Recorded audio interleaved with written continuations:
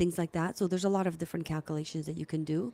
But the end result is the nutrition label that goes along with that recipe. All right, that's so interesting. So you put the Mm-hmm. you start backwards. You start with the recipe, and then it's gonna give you the nutritional facts afterwards. Yeah, because the Okay, nutrition fact is a breakdown of all of the different components that are the ingredients that are in that recipe.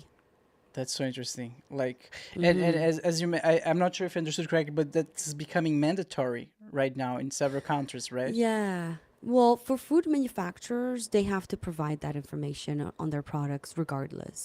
For restaurants, it's becoming mandatory in different countries. Like all of the US, restaurants have to show the calories on their menus. It's a mandatory thing. Really? Uh, ca- Canada, in Ontario, where I am, it's mandatory. If a restaurant has 20 plus locations, so if they're a chain, they have to provide that information. If they don't, they get fined. And so there are different provinces putting those things in place, like Dubai has put legislation in place as well for restaurants to be showing that information. Different countries in Europe are starting to do it just because they want consumers to be able to have access to the information so that they're making healthier choices when they're going through a menu and saying, oh, I can have a hamburger for 1200 calories, or I can have a salad for 600 calories.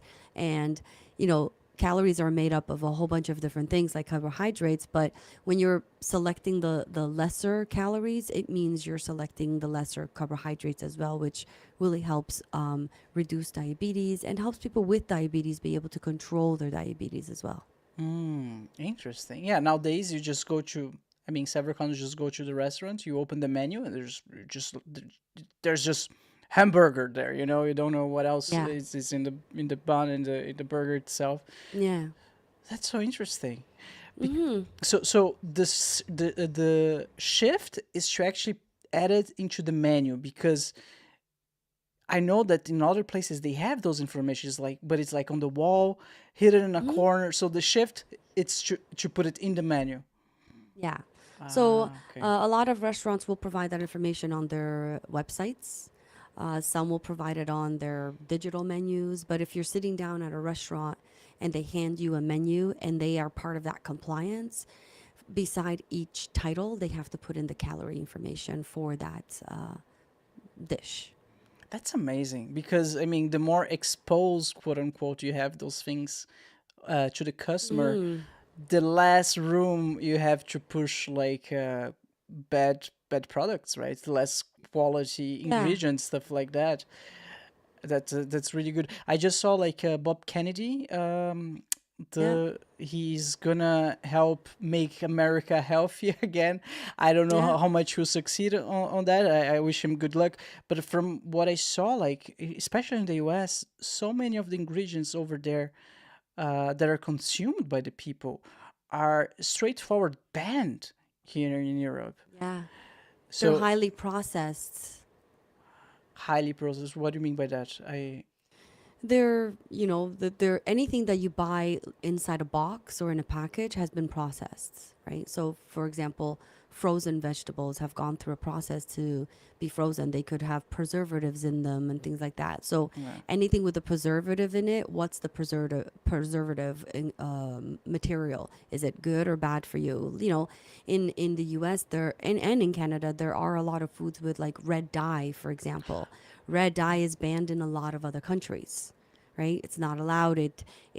Now they're discovering that it has hormone disruptors for children, and a lot of potato chips, for example, that are we have here in North America will have red dyes. We don't know what those things are really doing to our body. So I think with consumers starting to become a little bit more health conscious and disease being on the rise, people are starting to become a lot more aware of the ingredients of the products that they're eating. Like if you cook at home, a steak and you make yourself a salad, you're buying raw ingredients, the lettuce.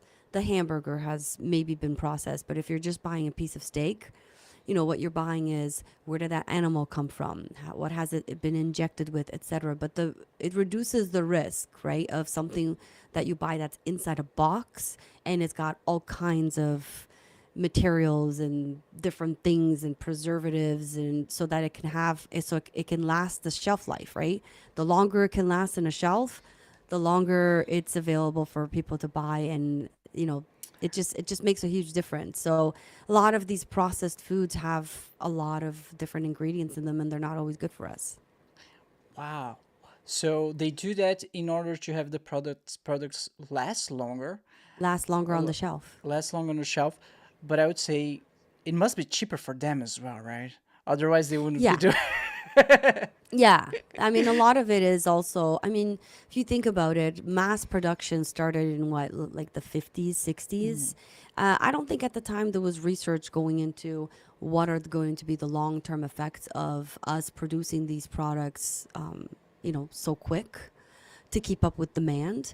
And I think we're starting to see the effects of that now. So I think it's up to consumers to push the food service industry to provide us with healthy ingredients. And there's a trust level between us consumers and the people that are making our food. We trust that they're making our food with the best ingredients and the best, and now we're discovering that they're not, right? So consumers are starting to take more control of the situation, and saying we're not going to buy those products that are highly processed and have ingredients that are going to cause us cancer, right? Oh yeah, for sure. No, no one wanna die. Yeah, uh, exactly. I just found this short image. Let me share the screen real quick. Okay, that's super small. I don't know what's going on. Let's increase the. Mm. It's not working. No, it's super small.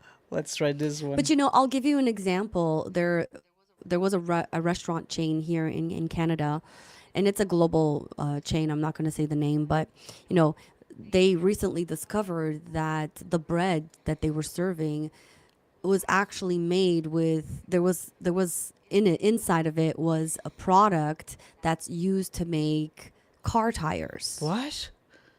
right? So Instead of the bread? whenever yeah, so this ingredient that was being used to manufacture car tires was also being used in baking this, making this bread. So, like someone discovered this and sort of put it out there in the public, and this company had to obviously make changes. But these are the types of things that we don't think about, right? What's really going into things like the bread that we're eating at a specific location of some sort of chain, right? When was that? In Canada? That particular news was in Canada, yes, but it also affected the U.S. because the chain is North American. Wow. Hmm. I know a long time ago, I think they used to put like wood chips, when you cut wood and there, I forgot how it's called. Hmm. Wood, Wood chips, wood yeah. chips, exactly, into bread to make it just more filling. And I had no idea. but that was Really? long time ago. I don't know, like medieval Yeah. times or even before. I don't know, something like that. And of course, it's not the case anymore. But it's for you to see Yeah. like how crazy like people would like they would like how much the body can consume without realize. Of course, I think there's like the side effects after a while. So Yeah. And I think as humans, our bodies are just rejecting a lot of these chemicals. yeah, Yeah. how so? Well, causing cancer, Oh, that's right? rejecting the. Causing disease. Yeah. I think our bodies are just rejecting all of these things that we're putting into it that's not natural for our bodies. Oh, for sure. And you probably like age faster, right? Yeah, of course. Yeah. Yeah. I saw this guy on TikTok from Brazil, right? Everything crazy is Hmm. from Brazil. Yeah. He when you fry stuff like in your at home with your pan, like just put some frying oil, like French fries, Hmm. etc. A lot of people they save that, right? So they don't put down the Yeah. drain because it's bad for the environment. So they save that. They put that on the corner. This guy, he would wait a couple of hours, wait until it would cool down, and then drink the thing. I'm not Oh joking. gosh, that can't be good. And then they ask him like, "How old are you, by the way?" "Oh, I'm 40." He looked like 70. He drank the oil? Gosh, that can't be good. Oh my goodness. First of all, that's disgusting. Can we just make sure we're very clear? Like that's just gross. And that cannot be good. Oh my goodness. There are good oils for you, but not those. No, and definitely not after they've been like heated up and you fried stuff in it. Ugh, ugh. No thanks. So I managed to make the image bigger. One sec. Mm-hmm. So for those just listening, we have a chart on the left on processed and on the right ultra processed. So Yeah. I'm just looking at it. Just gonna say it really fast. Like fruits on the left, vegetables, nuts, eggs, milk, meat, Mm-hmm. and then on the far right, supermarket bread, ready meals, breakfast cereal, biscuits, cakes, crisps. So the logic is like they processed, the food went through so many transformations that there are no nutrients on them anymore. Yeah. All right. Well, or there is nutrients, but not enough for the body, or there's just ingredients that are not good for you because it's just to make the product last longer. Yeah. I mean, chips or crisps, as you guys will call them, they're highly processed and they're fried in, terrible oils, right? Canola oils and all those oils that are not good for you, right? So the carbohydrates in crisps is super high,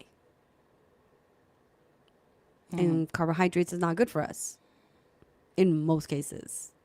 Too much sodium is not good for you. That's a carbohydrate. Too much sugar is not good for you. That's a carbohydrate, right? Hmm. But I mean, in moderation, you need all of those things. The problem is that those ultra processed foods. I guess you need those things. I'm not. I don't know. But Yeah, to make it taste good. oh, all right.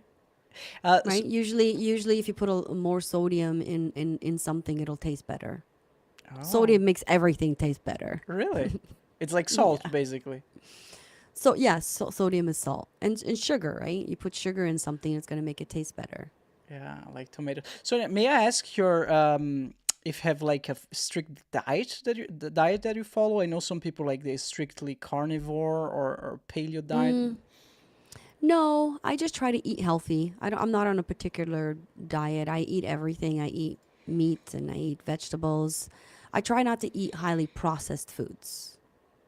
Okay, so you tend to stay on the more left area of the chart. Yeah, buying fresh fruits and vegetables and meat and making it myself. All right, because okay. So Yeah, you preferably whenever you can you do it yourself because then you have more control, I would assume, over the exactly. okay. Yeah, yeah. I know here in Germany they have something that it's extremely helpful for people who are also more conscious about what they put in their bodies. They Mm-hmm. start doing, I'm not sure if you've seen it, is like a small chart from A to C or D, something like that. Mm-hmm.